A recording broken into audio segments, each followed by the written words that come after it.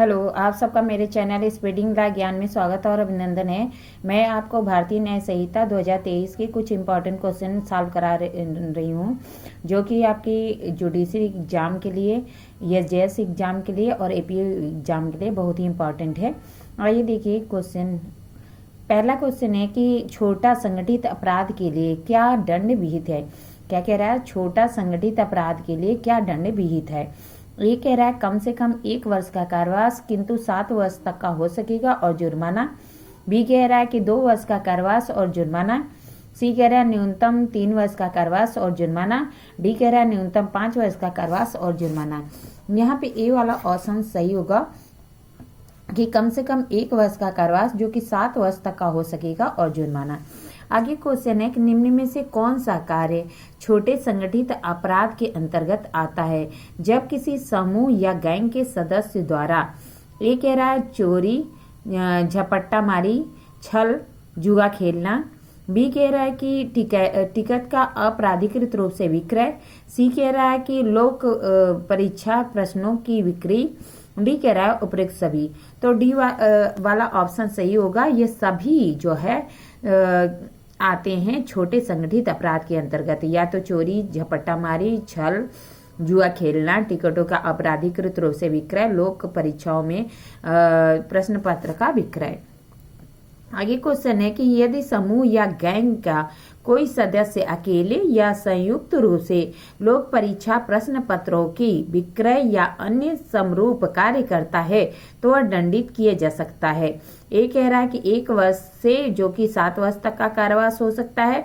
B कह रहा है कि 2 वर्ष से जो कि 7 वर्ष का कारावास हो सकता है। सी कह रहा है कि 3 वर्ष से जो कि 7 वर्ष का कारावास हो सकता है और डी कह रहा है 5 वर्ष से जो कि 7 वर्ष का कारावास हो सकता है।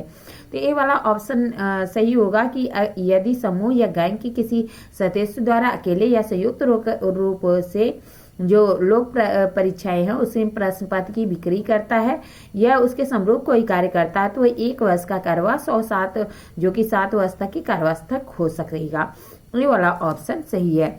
आगे क्वेश्चन है कि संगठित अपराध में कोई व्यक्ति तभी दंडित किया जा सकता है जब, क्या कह रहा है, संगठित अपराध में कोई व्यक्ति तभी दंडित किया जा सकता है जब वह अकेले कार्य किया हो, बी अन्य व्यक्तियों के साथ मिलकर कार्य किया हो, सी ए और बी दोनों, डी 2 या 2 से अधिक व्यक्तियों द्वारा किया गया हो। तो सी वाला ऑप्शन सही है कि अकेले कार्य किया हो या अन्य व्यक्तियों के साथ मिलकर कार्य किया हो।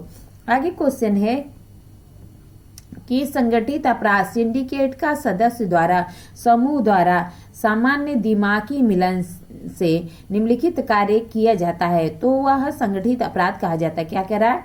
संगठित अपराध सिंडिकेट के सदस्यों द्वारा या समूह द्वारा सामान्य दिमागी मिलन से कोई कार्य किया जाता है तो वह संगठित अपराध कहा जाता है।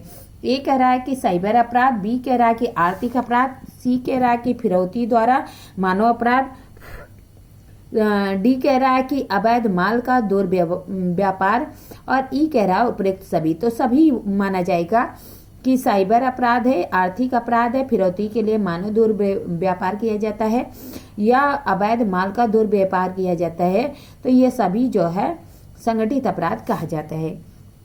आगे क्वेश्चन है कि संहिता की धारा 111 के अंतर्गत निम्न में से संगठित अपराध के अंतर्गत आता है। क्या कह रहा है? संहिता की जो धारा 111 है, संहिता मतलब BNS भारतीय न्याय संहिता 2023 की बात कर रहा है, में जो धारा 111 है वह संगठित अपराध के अंतर्गत क्या आता है।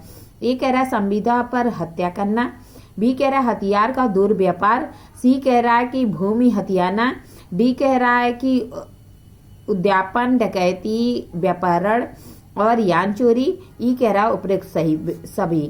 तो ई वाला ऑप्शन सही होगा। उपरोक्त सभी जो है संगठित अपराध के अंतर्गत आते हैं।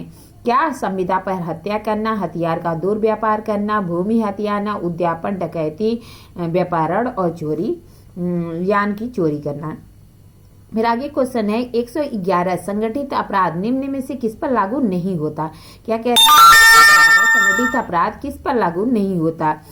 ए कह रहा है कि जब पति ने अपने पत्नी को आश्रय दिया हो, बी कह रहा है जब पत्नी ने अपने पति को आश्रय दिया हो, सी कह रहा है कि ए और बी दोनों, और डी कह रहा है उपरोक्त में से कोई नहीं। तो सी वाला ऑप्शन सही होगा कि ए और बी दोनों।